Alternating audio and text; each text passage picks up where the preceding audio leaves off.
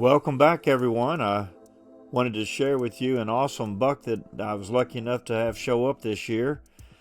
I usually have a big deer show up about every other year, and this year this guy showed up. I watched him grow his rack from the very beginning there in Velvet up till now. He's a really good buck. I estimate him to score in the mid 150s. He's got really good mass. Figured probably maybe 5.5-inch bases. He's definitely the bull of the woods.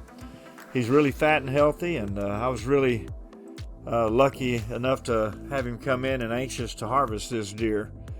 He stayed mainly nocturnal at night, but occasionally he would show up about 30 minutes before dark and hang around about 30 minutes after sunrise, which got me also excited. I had some other bucks coming in, but not as big as him, but they would stay nocturnal, and there's no way I was going to have any chance of getting them at all. But he was coming in some daylight hours, and so that was really exciting, knowing that I would have a shot at him because he was coming in legal shooting time. So that was another reason I was really anxious to get this deer, thinking that I'd have a good chance at him. He's just a beautiful deer. This is a really nice shot of him here. He's got some really good character around his brow tines, those points coming off there. He was a 12-pointer, really good mass, real symmetrical, long tines. Just absolutely awesome deer. I was really hoping to get him.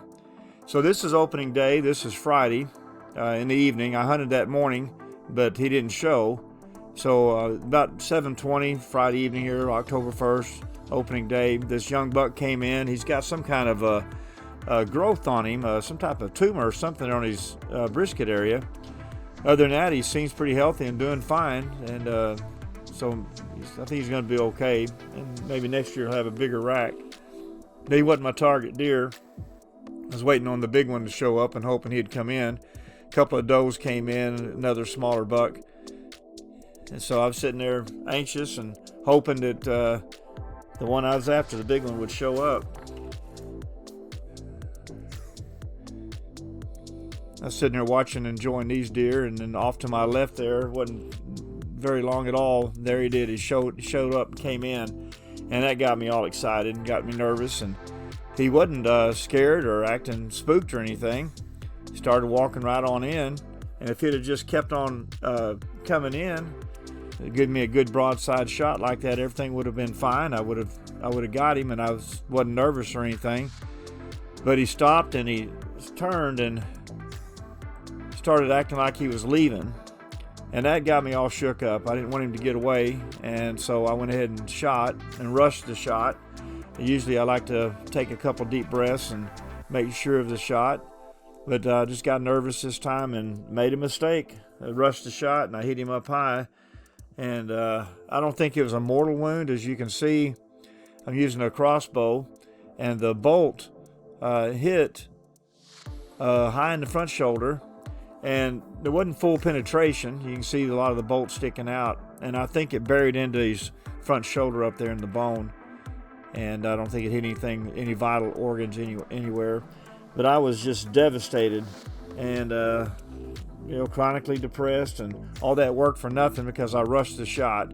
It's a lesson learned, but I don't think it's a mortal wound like I was saying, and I think he'll come back, and maybe during October, Halloween time, that first rut, and then maybe Thanksgiving, that second rut.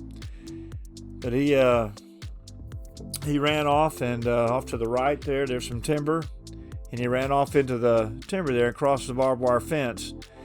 And I got out and I checked exactly there. I could tell exactly where he crossed and didn't find any blood, not one speck or drop of blood anywhere. I did a grid search out there on the other side of the fence out there in the timber. The next morning I walked out there and with my two dogs and did a big, massive search and big grid search and couldn't find any sign, any blood anywhere. Sometimes if you can't recover an animal, the buzzards will find them for you. So always look for buzzards. And so the next couple of days, I found a couple of buzzards circling, two different groups. One of them was circling above a dead cow. The other was circling above a dead dog by a pond. But no circling over him anywhere.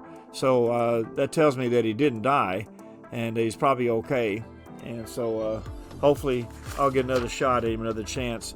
Well, I hope you enjoyed this buck as much as I did, and we can harvest 2 bucks in Oklahoma, and I plan on getting my quota. So hopefully I'll have a couple more videos to show you, a couple more bucks that I'm planning on harvesting. Well, keep hunting and enjoying the outdoors, and would appreciate it if you would subscribe. So thanks for sharing.